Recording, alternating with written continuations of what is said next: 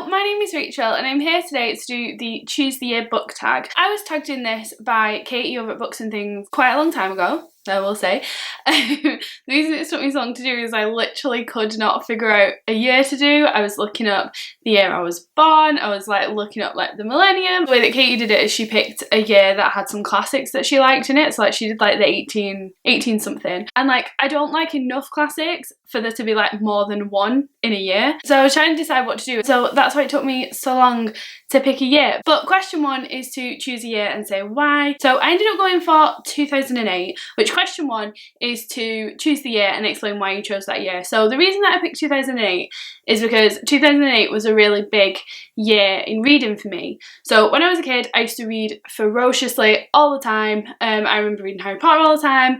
I remember my dad used to read me Terry Pratchett books all the time, and my mum would read to me, and I remember being an avid reader when I was a kid. And that was all the way through primary school. And then when I moved to secondary school, so in England when you get to 11 years old you move to secondary school, and when you go to secondary school your friendships kind of change. Like you start to be allowed to go to town on your own with your friends, and you talk to your friends on the phone at night on the landline, because I'm old now apparently, and like your friendships just kind of change and your life becomes your friends. And that's what mine did anyway. There was about 2 years where my life was my friends, and so I didn't read. And then I was in year 8 and a pretty devastating thing happened to my family and I was really sad. I ended up having a lot of mental health problems to do with it, and it was when I was in year 8, I was 13, and that summer we were going on holiday, and basically my mum was a teacher and she worked at an all-girls school, and obviously like a lot of kids read, and so she was constantly trying to get me back into reading. She'd always be like, why don't you read this, the girls are reading this. And one of the books she always did it with was Noughts and Crosses by Mallory Blackman, to the point where I would like look at the cover of that book and be like, fuck's sake, not that again, because she would rab it on at me all the time. And basically in the summer we went on holiday, and it was the first holiday we'd gone on since this event happened, and it was like a very difficult thing to do. And my mum was like, why don't you get a book? I'll get you a book. I'll buy you a book. And we were in Waterstones, and it was one of those like buy one get one half price deals. So she got me Noughts and Crosses. I was like, fine, I'll get a book. If I don't read it though, it's your fault. Like, you've wasted your money. I did all that. And then she was like, because she'd got me one, I think she was like, okay, I can do this. I can make her get another one. So she was like, pick something else. And I picked Twilight. And so we went on holiday, and I remember all I had was Noughts and Crosses and Twilight, and I finished them both in the first week. All I wanted to do was get home and buy more books. I was a Twilight fan and I did like enjoy it around the time when there was like the big hype about it, but I would say the only thing that stopped me being a huge fan of it was that I read Noughts and Crosses first. And Noughts and Crosses, like, to this day is one of my favourite books of all time. I think it's just a masterpiece. Like, I absolutely love it, and it really, like, that was the book I was obsessed with. So like I never got to the level that other people got to with Twilight because I had that with Noughts and Crosses instead. That was in 2008, and that made me like, I was then a reader for the rest, like up until now. Like it got me back into it. So yeah, there was like a brief 2 years where like I wouldn't read anything, and then 2008 was the magical year when I started reading. And although my reading choices were embarrassing, I will say that, I don't care because I was reading and I was happy again. So that is why I've decided to choose 2008, because I thought it was a cool year for me, like reading journey wise. So yeah, question 2 is, which books published in that year have you read, or if none, have you heard of? Obviously I am going to have read some books that were published in that year, so what I've done is I've gone into Goodreads and you can basically put in most popular books published in 2008. I've decided to cap it at 40 books because there's a lot on this list and I've actually read quite a few of them. So yeah, we're doing a cap. Okay, so I'm going to go down the list, and then I have got the books here that I will show you if I've read them. So number 1 most popular book of 2008 was The Hunger Games, which yes, I've read. Number 2, Breaking Dawn, yes, I've read. Number 3, Paper Towns, yes, I've read. Number 4, The Host, which I've read. Number 5, City of Ashes, I've read. Put all these down now. See, this is a year I've read a lot of these books. The Last Song by Nicholas Sparks, which I loved when I read this book. I think I read it, I at least read it in like 2009, and I was like obsessed with Nicholas Sparks for a little while. We have Remember Me by Sophie Kinsella. I was a huge Sophie Kinsella fan for quite a few years, though I will say I didn't love this book. We have, are these all from that series? know those two.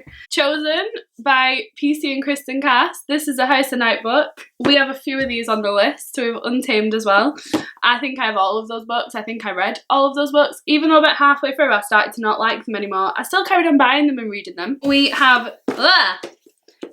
we have Silver Linings Playbook by Matthew Quick. I didn't read this in 2008. I read it for university because I was studying it on a mental health course at university. But I did read it. It's absolutely amazing. Then we have the fantastic, the amazing, the should not be number 32, should be a lot higher, Way of the Shadows by Brent Weeks, that I absolutely adore. Well, don't do this. I'd really rather you didn't because it's fucking terrible. But if you went back to my first ever YouTube video, it was a top 10 of my favourite books of all time, and this book was on that list. I don't know if it'd make it now. Maybe it'd make it to a top 20 though. This is an amazing book. I love this book. Then we have From Dead to Worse by Charlene Harris. I've read all of these Charlene Harris books. I was obsessed with them. Apart from the last one, because I think it ended terribly. This is still an amazing book series. Then we have Lock and Key by Sarah Dessen. Huge Sarah Dessen fan as a teenager. Read like everything she published. And then, like I said, we've capped it at 40 because as we can see, there's too many books going on here. But number 40 is another House of Night novel. So this is Tempted by PC and Kristen Cass. Again, was just obsessed with those books when I was a teenager. So question number 3 is, are there any books published in that year that sound interesting and would you read them now? I'm not going to go to what number they are in the list, but yes, there are some. The first is that specifically it's this one, Percy Jackson and the Battle of the Labyrinth by Riordan, that was published, but I have the full collection of the Percy Jackson books. They did them, you know, like at the Works when they do like a little collection together. So I ended up buying these because they were quite cheap. Wanted to read some Riordan for a while, so I definitely want to read those. And then again, it's the third book in this series that's on the list, but I do want to read the series in general, and that is the Miss Bond trilogy by Brendan Sanderson. Wanted to read this for a while, but I really have to be in the mood for high fantasy. And then the other one is The Knife of Never Letting Go by Patrick Ness, which I really want to read, even though I haven't had good experiences with Patrick Ness so far. Wasn't a huge fan of A Monster Calls, and recently DNF'd, I can't remember what book it was, but another book by him, so I didn't love the writing style. So unsure if I'm going to love this, but I've had it for years and wanted to read it, so I'm still going to give it a try because this is the book by him that appeals to me the most. So question number 4 is the most obscure sounding book on the list. I feel like it's quite a popular book, so it doesn't sound obscure, but if you actually think about the title, the Guernsey Literary and Potato Peel Pie Society is a freaking weird, obscure title. And then number 5 is The Strangest book cover, which I will insert here. It's a book called When You Are Engulfed in Flames, which again, that's an obscure title too, but the cover looks really weird with like a skeleton on it, and I don't quite like it. It makes me feel weird. So there's that one. So that's the end of the tag. They're all the questions, but I've decided that I'm gonna try, because I've read a lot of these books and enjoyed them, like some of them are books that I really like, so I decided that I'm going to put them in a little hierarchy of best to worst out of the ones that I've actually read. So I'm going to start with the worst ones. I think the worst would have to be this House of Night series. Can't believe I read so many of these. I really liked them as well. Really liked them. I have to say they were the worst because I knew when I was reading them that they were shit. So there's those. Then it's between these 3. I would have to say Paper Towns though, because I hate that women are used as just like a literary device to further men's plots in this book. That's not a thing that I enjoy in literature, so not a fan of Paper Towns. Then I'd have to say Remember Me, because I was really excited for this book. I remember being excited for it because I loved The Undomestic Goddess. I must have reread The Undomestic Goddess about 5 times by the time I was 15. I was obsessed with it. I also read Can You Keep a Secret, and I loved that book. Haven't really loved any of her other books. And this one was just, I remember it being really disappointing. So I'll probably do that one next. Then we'd have to go with City of Ashes by Cassandra Clare, because I kind of enjoyed the first one, really enjoyed the third one, City of Glass. They're the only 3 that I've read so far, but I really enjoyed City of Glass. This one was really downhill and did not really enjoy at all. Then I'd have to go with Breaking Dawn by Stephanie Meyer. I quite enjoyed the Twilight books when I was a kid, and I don't have a hatred for them because I've never really reread them, so I've not like marred what I did as a kid. I just know I liked them when I was younger. And I remember liking this book, but I remember really hating the middle of it because it changes to a different narrative or point of view or something, and I remember that I hated it. Then I go with the last song. I still remember this being something that I really enjoyed. I remember thinking Ronnie was really cool because she was like edgy and out there. Then I'd have to go with Lock and Key by Sarah Dessen next, because this wasn't one of my favourite Sarah Dessens. I did love her books, and I remember that I liked this one, but I don't remember anything about it or anything about the plot, so it's clearly wasn't very memorable. And now, see, this is all books that I actually really like, so I'm going to try and pull out, those three would definitely be the top three. I think we're going to go with this. So The Host by Stephanie Meyer, I'm going to say is number 5. I really loved this book. I remember loving this book more than the Twilight books, and I thought it was really, really cool. Like, it was a cool premise. This book is the reason that I picked up The Chemist by Stephanie Meyer, and I'm still hoping to read that, because this was a really, really cool sci-fi type book, but it wasn't like extreme, like people have high fantasy. I don't know if you can say high sci-fi. I don't know if that's a thing,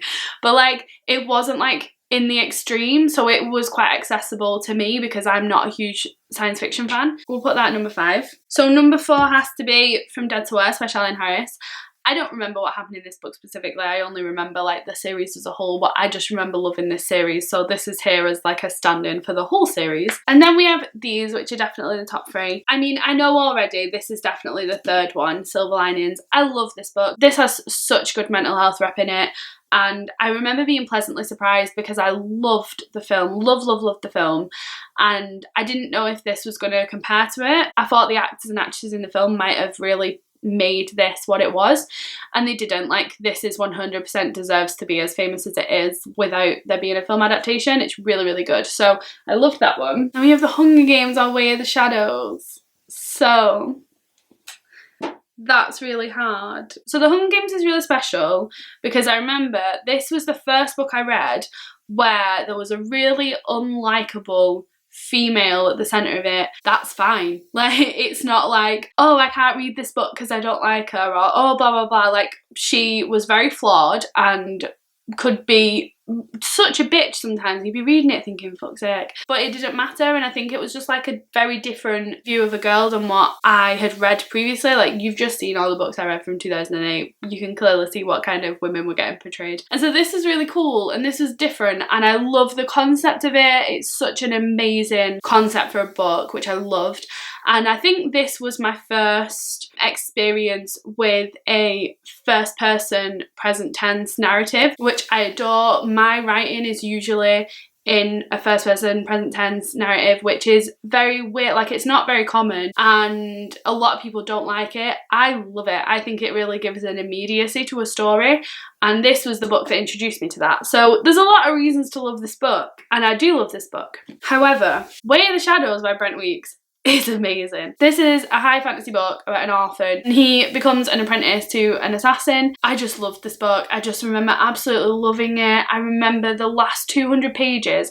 It basically has all these strings and subplots that all go to the middle, but they all blow up at the same time, and it just has such an amazing ending. I actually got the audiobook on Audible the other day because I was like, I really need to reread this book. I love this book. The trilogy as a whole, I didn't love. I didn't love the direction it ended up going in the last 2 books, but this book I adore, and I will always adore. So, very difficult to decide which one to pick. See, I think story-wise and plot, I would pick this one, but like concept, character, theme, writing style-wise, I would pick this one, which that's more things, isn't it? So I should put this one first. I don't want to betray this one and not put it first because I love it so much. Not that it matters, not that this decisions are ever going to matter or like come up again, so it really doesn't matter what I choose. It's quite funny as well, they're both first books in a series that I absolutely loved but didn't love the rest of the series. I think I'm going to put this one first. I'm going to go first The Hunger Games and second The Way of Shadows, simply because this one just like revolutionised like my writing style, my view of like what a main character could be and like a woman, and just the concept of it is so friggin' original and cool. It's just amazing. I'm going to put this one first and I'm going to put this one second, but I still love this one, and like really they're tied. I mean, I don't want to say that because it's a cop-out, but they kind of are as well. So I chose one, but also they're tied. So yeah, thank you very much if you ended up staying to the end of this video. That last part wasn't part of the tag, I just wanted to do it. I thought it'd be interesting. So thank you very much for watching, and I will see you in my next video. Bye!